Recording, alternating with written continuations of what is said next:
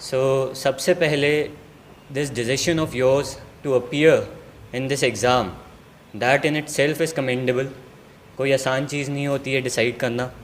Many of you must have left their jobs, many might have left certain job offers.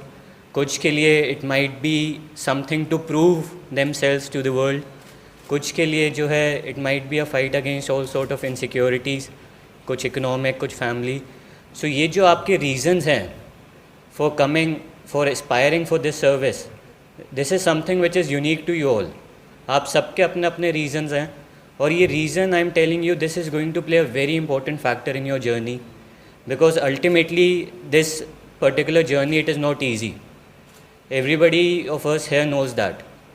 इसमें काफ़ी moments आते हैं when you feel down, when you feel demotivated, and it is in those moments of hardship जब आपका ये जो dream है, जो आपका रीज़न है ज्वाइन करने का, that is going to help you.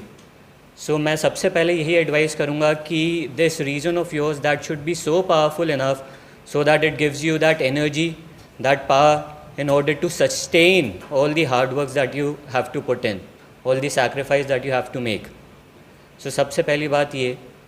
दूसरी बात ये है कि when I'm talking about hard work, everybody knows that ठीक है, hard work is very much an important part of this exam, but you have to put your hard work in a particular direction. That has to be put through in a proper direction, in a proper manner. तभी results आते हैं, and that is why the importance of strategy becomes very very huge in this particular exam and in any competitive exam which you give. Strategy is of the utmost importance,